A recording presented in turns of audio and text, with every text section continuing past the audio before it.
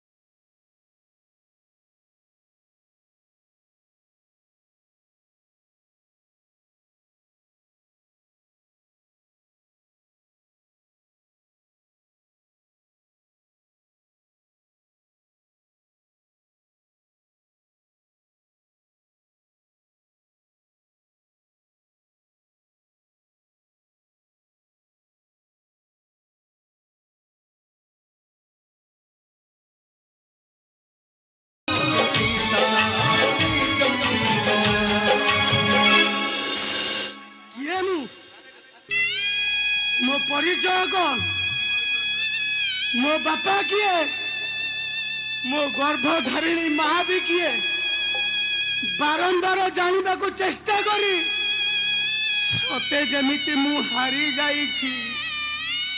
अरे ए समय मो ठिकाना मते कहि दियो। अले ना दुनिया बड़ दांडे तू मत जन्म दे कुआरे चली गलु जदि तोर मत पाइबार इच्छा नथिला निज गर्भरे मारी गलु काहीकि ए ना थरे देखि जाई जिबु तो कर्ण केमिति ए दुनिया बड़ दांडे पागल परी चित्कार करूची।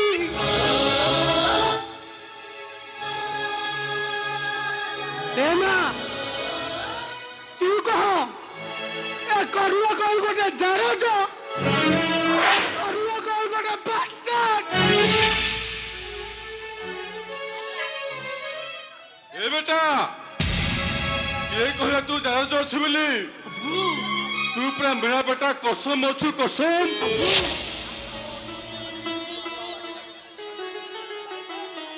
ए समाज आखिरे मु होउछि जारज कर्ण। ए बाबू मु पूरी दछगिरे पड़ी गली बाबू ए तू मते जवाब दे मु हिंदू ना मुस्लिम मु मंदिर जीवी ना मस्जिद जीवी अल्लाह को डाकिबी अल्लाह अकबर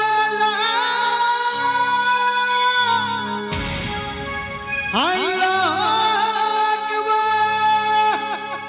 जगन्नाथ को पूजा करिबी।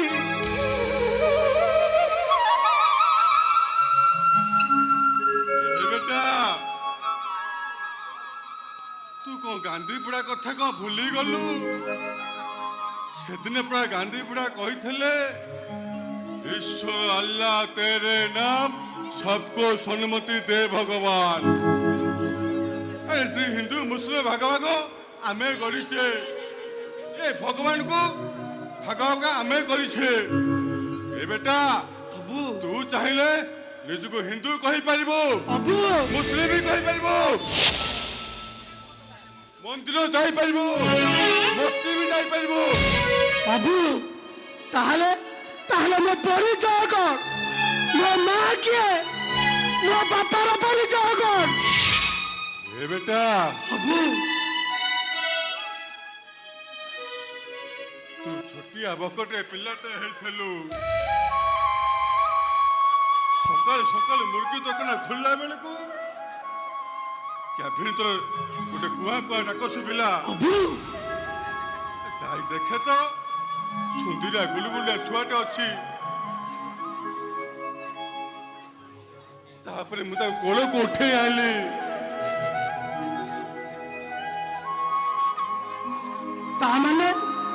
ତାମାନେ ମୁଁ ଗୋଟେ ଜାରଜ, ମୋ ପିତୃତ୍ୱର ପରିଚୟ ନାହିଁ, ମୋ ମା ତା ସତୀତ୍ୱର ପରିଚୟ ଦେବାକୁ ଯାଇ ମତେ କୋଉ ରାସ୍ତା କଡ଼ରେ ଫୋପାଡ଼ି ନେଇଗଲା। କିଏ କହିଲା? ମା ସବୁବେଳେ ମା ହିଁ ହୋଇଥାଏ। ବହୁ ପରିସ୍ଥିତିରେ ପଡ଼ି ସେ ଏମିତି ଗୋଟେ ଭୁଲ କାମ କରିଯାଇଛି, ସେ କଥା ଆମେ ଜାଣିନେ। ଆରେ ମୋ ମନ କହୁଛି ତୋ ମା କୋଉଠି ନା କୋଉଠି ଅଛି, ଆଉ ତୋ ବାପାର ଠିକଣା ମଧ୍ୟ ଅଛି। କେବଳ ସମୟର ସୂତାର ବୁଢ଼ୀ ଆଣିଦେଲେ ଖାଲି ଏପଟ ସେପଟ ହଉଛେ। बेटा मेरा बापमान समय को इंतजार कर। अरे शराब पीना छोड़ दे। शराब पीना छोड़ तू।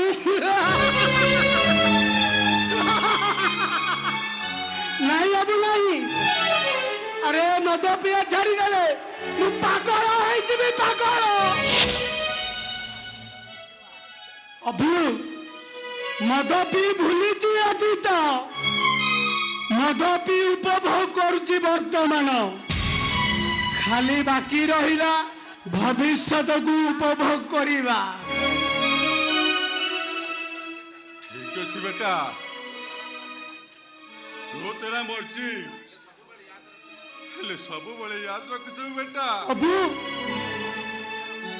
पूरा करीमार भविष्यत कहले तू, वर्तमान कहले तू, तू जदि मते छाड़ी चली जीव, ए पूरा करीमाटा मरी जीव।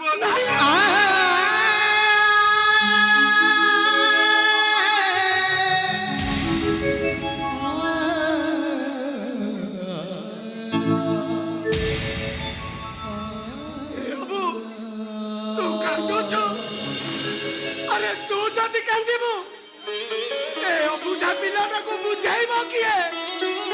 ए अबुझा पिलार आखिरु लुह पचुदिबा लोकटा जदि कांदिबो ताहले ताकू बुझाइबो किए? ए अबू तू परा ए ठिकଣା बिहीन पिलार परिचय, तू परा मो अबू। मु तते छाड़ी कुआरे जिबिनी अबू, मु तते छाड़ी कुआरे जिबिनी। कसम बेटा। तन्नारे नारो नारे नारे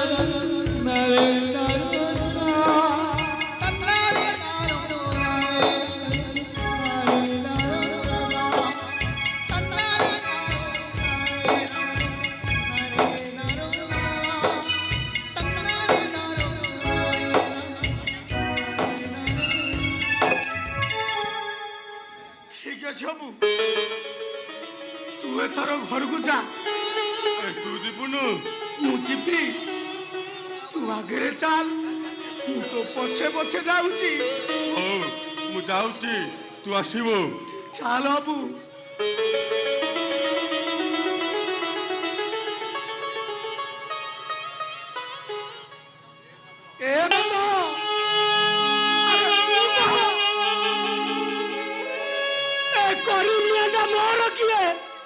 कहीं मत स्नेह ममतार बांधी दौची, कहीं परलोकटा मत आपणार कर मद। तू कह तू, अरे करिमियाटा मोर अबू ना, तू कह।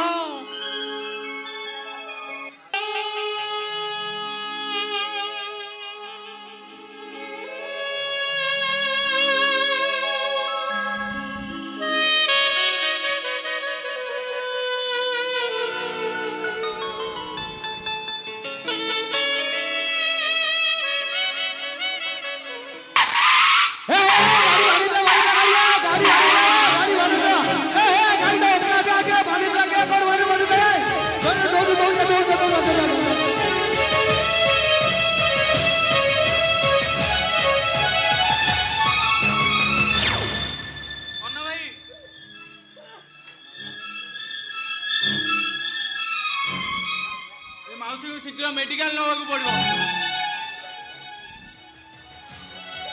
ओ माय गॉड, ମୁଣ୍ଡରେ କେତେ ରକ୍ତ?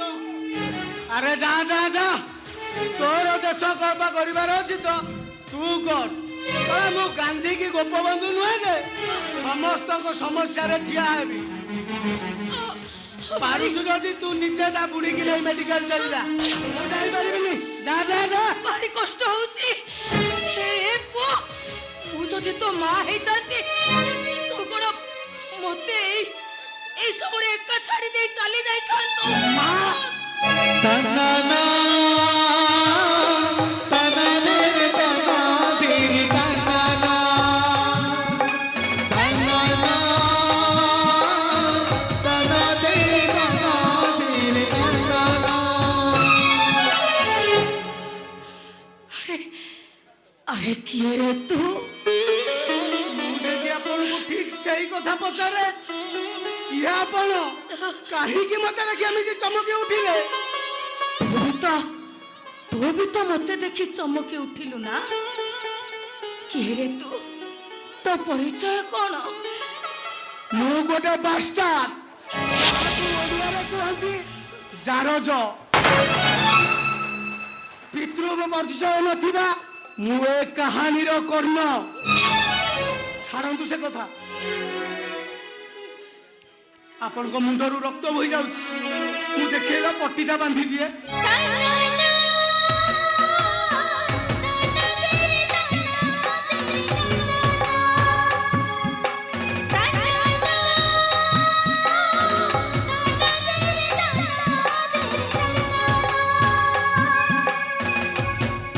ଚାଲ କର୍ଣ୍ଣ ଭାଇ ତାଙ୍କୁ ଆମେ ଆଗ ମେଡିକାଲ ନେଇଯିବା।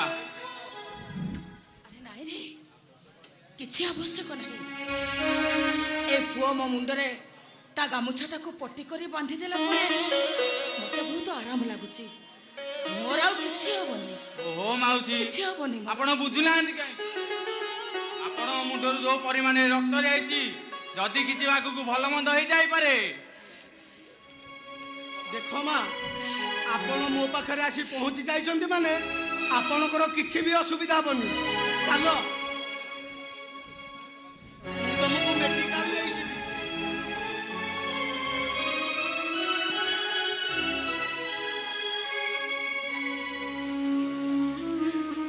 ଆରେ କିଏ ରେ ତୁ ତୋ ପରିଚୟ କଣ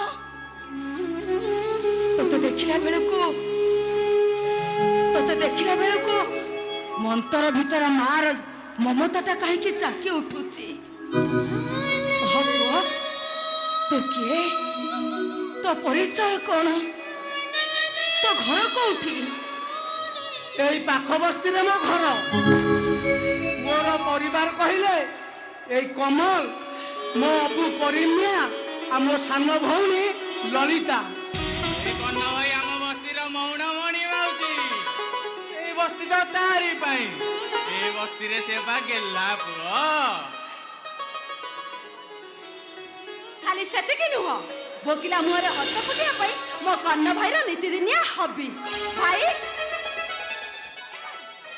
ସିଆଡେ ଚାଚା ଖୋଜୁଛନ୍ତି ଚାଲିଲୁ ଅଣ୍ଡିଟା ଖାଇଦବୁ ଆଲୋ ହୁଡ଼ି ଭାଇ ତୋ ମୁଣ୍ଡରେ କିଛି ବି ବୁଦ୍ଧି ସୁଦ୍ଧି ନାହିଁ ଆଲୋ ଏ ମାଉସୀକି ଏକୁଟିଆ ଛାଡ଼ି ମୁଁ ଯିବି କୁଆଡେ ତାର କେହି ଗୋଟେ ନିଜ ଲୋକ ଆସିଯାଉ ତାପରେ ଆମେ ଚାଲିଯିବା ମାମା ମାମା ଆରେ ତୁ ଏଠି ତତେ କେତେ ଖୋଜିଲିଣି ଏ ବସ୍ତି ପିଲା ସାଇ କରୁଛୁ କଣ ଆରେ ମୁଁ ରାସ୍ତା କ୍ରସ୍ କରୁଥିଲି ଗୋଟେ ଗାଡି ଆସି ମୋ ଉପରେ ବାଡେଇ ଦେଇଗଲା ମୋ ମୁଣ୍ଡଟା ଫାଟିଗଲା ଆଉ ଏଇ ପୁଅ ତା ଗାମିଛାଟାକୁ ପଟି କରି ମୋ ମୁଣ୍ଡରେ ବାନ୍ଧିଦେଲା ମତେ ଏବେ ବହୁତ ଆରାମ ଲାଗୁଛି ଇ ମାମା ତମେ ମସିଆ ଗାମଛାଟା ମୁଣ୍ଡରେ ବାନ୍ଧିଛ ତାକୁ ଦିବେ ନହେଲେ ଖଣ୍ଡିଆ ଜାଗାଟା ଇନଫେକ୍ସନ କରିଯିବ ନାଇଁ କିଛି ହବନି ଏ ପୁଅ ପଟିଟା ବାନ୍ଧିଦେଲା ପରେ ମତେ ବହୁତ ଆରାମ ଲାଗୁଛି କିଛି ହବନି ତମେ ବୁଝୁନ କାହିଁକି ମାମା ଏଇ ଯୋଉ ହାତରେ ସେ ଗାମଛାଟା ମୋ ମାମା ମୁଣ୍ଡରେ ବାନ୍ଧି ଯାଇଛୁ ସେ ହାତରେ ଖୋଲ ବାବୁ ଆପଣ କଣ କଥାବାର୍ତ୍ତା କହିବା ଶିଖିନାହାନ୍ତି ଆପଣଙ୍କ ମାଙ୍କ ମୁଣ୍ଡରୁ ରକ୍ତ ବାହାରୁଥିଲା ମୋ ଜମାରୁ ରକ୍ତ ବନ୍ଦ ନ ବାହାରୁ ମୋ ଭାଇ ତାଙ୍କ ମୁଣ୍ଡରେ ପଟି କରି ବାନ୍ଧିଦେଲା ତଥାପି ଆପଣ ତାକୁ ଧନ୍ୟବାଦ ଦବା ପରିବର୍ତ୍ତେ ତାକୁ ଧମକ ଦଉଛନ୍ତି ତମେ ଏ କର୍ଣ୍ଣ ଭାଇକି ଚିହ୍ନି ନ ବାବୁ କଳିଙ୍ଗ ଷଣ୍ଢ ସିଏ ଭଲରେ କହିଲେ ଜୀବନ ଦେଇଦବ। ଆଉ ବେଳରେ କହିଲେ ଛାତିରୁ କଲିଜାଳ ଟାଣି ଆଣିବାକୁ। ଆରେ ଥାଉ, ତାଙ୍କ ସାଙ୍ଗରେ ଯୁକ୍ତି କରିବା ଦରକାର ନାହିଁ। ଦେଖ ବାବୁ, ଆପଣଙ୍କ ମାଆଙ୍କ ମୁଣ୍ଡ ଫାଟି ରକ୍ତ ବହୁଥିଲା, ସେଇଥିପାଇଁ ମୁଁ ଗାମୁଛାଟାକୁ ପଟି କରି ତାଙ୍କ ମୁଣ୍ଡରେ ବାନ୍ଧି ଦେଉଛି। ଠିକ ଅଛି, ମୁଁ ତାଙ୍କ ମୁଣ୍ଡରୁ ପଟିଟା ଖୋଲି ଦେଉଛି। ହେଲେ ବାବୁ, ଆପଣଙ୍କ ରୁମାଲଟା ତାଙ୍କ ମୁଣ୍ଡରେ ପଟି କରି ବାନ୍ଧି ଦିଅନ୍ତୁ, ନହେଲେ ବହୁତ ରକ୍ତ ବୋହିବ। ମୁଁ ନା ନା, ମାମାଙ୍କୁ ଘରେ ଛାଡ଼ି ମୋର ଗୋଟେ ଇମ୍ପୋର୍ଟାଣ୍ଟ ମିଟିଂ ଯିବାର ଅଛି। ସେ ରକ୍ତ ଛିଟା ମୋ ଡ୍ରେସ୍ରେ ଲାଗି ଡ୍ରେସ୍ଟା ନଷ୍ଟ ହେଇଯିବ। ତୁ ଏ ରୁମାଲଟା ବାନ୍ଧି ଦେ।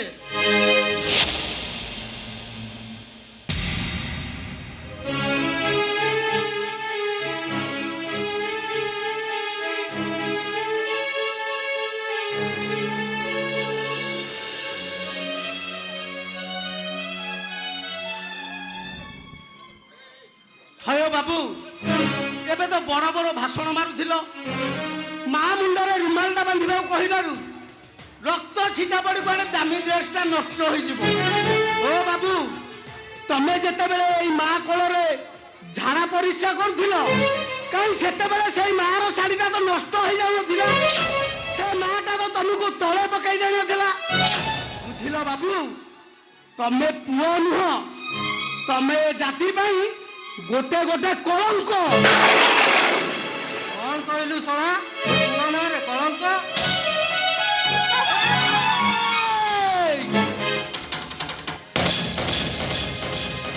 ଆବଶ୍ୟକ ପଡ଼ିଥିଲେ ସେଇ ହାତଟାକୁ କାଟି ଏ ହାତରେ ଧରେଇ ଦେଇଥାନ୍ତି, କିନ୍ତୁ ନା, ମା ନଥିଲେ କଣ ହେଲା?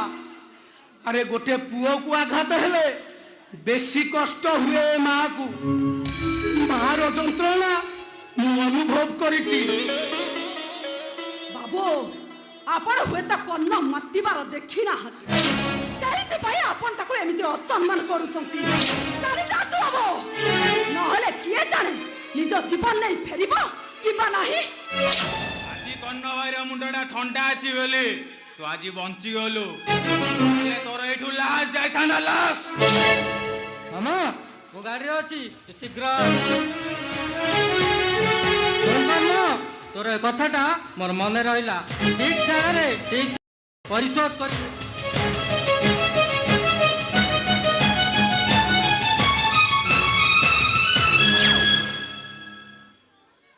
ଏ ପୁଅ, ଆରେ କିଏ ରେ ତୁ? ତତେ ଜନ୍ମ ଦେଇଥିବା ସେ ମାଟା କିଏ? ମୁଁ ଜାଣିନି ମୋ ମା କିଏ। ମୁଁ ବୋଧହୁଏ ମୋ ମାର ଅବୈଧ ସନ୍ତାନ। ସେଇଥିପାଇଁ ମୋ ମା ମୋତେ ରାସ୍ତା କରେ ଫୋପାଡ଼ି ଦେଇ ଚାଲିଗଲା। ତାହେଲେ କଣ ମୋର ସେଇ ପୁଅ? ମୋ କଳଙ୍କ ଲୁଚେଇବା ପାଇଁ ଯାହାକୁ ମୋ ରାସ୍ତା କଡ଼କୁ ଫୋପାଡ଼ି ଦେଇଥିଲି, ସେଇ ପୁଅ? ଆରେ କଣ ଭାବୁଛନ୍ତି ଆପଣ? ଓ ଏଇଆ ଭାବୁଛନ୍ତି ନା? ଏ ଜାରଜ ପିଲାଟା ପାଖରେ ଏତେ ମଣିଷ ପଣିଆ ଆସିଲା କୋଉଠୁ? ନାଇଁ ନାଇଁ ରେ ପୁଅ, ମୁଁ ସେ କଥା ଭାବୁନି। ମୁଁ ଖାଲି ଭାବୁଛି ତତେ ଜନ୍ମ ଦେଇ ରାସ୍ତା କଡ଼କୁ ଫୋପାଡ଼ି ଦେଇଥିବା ସେଇ ଅଲକ୍ଷଣୀ ମାଟାର କଥା। ମୋ ବିଷୟରେ କହିଲୁ ମୁଁ ସହିଲି, ହେଲେ ମୋ ମା ବିଷୟରେ ଗୋଟେ ପଦ ବି ଭର୍ଷଣ କଲେ ଏ କର୍ଣ୍ଣ ଦେହରେ ନିଆଁ ଲାଗିଯିବନି। ଏ କର୍ଣ୍ଣ ଦେହରେ ନିଆଁ ଲାଗିଗଲେ କାହାର ଗୋଟେ ଲାଶ ଉଠିବ, ଲାଶ। ନାଇଁ ରେ ପୁଅ, ମୋର ଭୁଲ ହେଇଯାଇଛି, ତୁ ମତେ କ୍ଷମା କରିଦେ, କ୍ଷମା କରିଦେ ମତେ। ଓକେ, ଭୁଲ ହେଇଯାଇଛି ପରା। ଠିକ ଅଛି।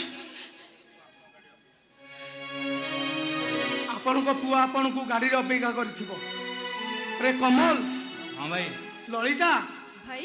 ଚାଲ ଆମେ ଏଥର ଯିବା। ହଁ ଭାଇ। ଆପଣ ଯାଆନ୍ତୁ, ଚାଲ।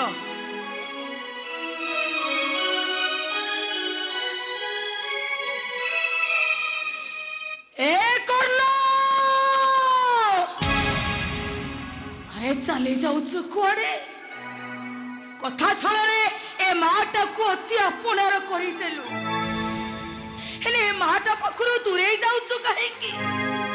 ଆରେ ଥରୁଟିଏ ମା ବୋଲି ଡାକି ମୋ କୋଳକୁ ଆରେ କର୍ଣ୍ଣ, ଥରୁଟିଏ ମୋ କୋଳକୁ মা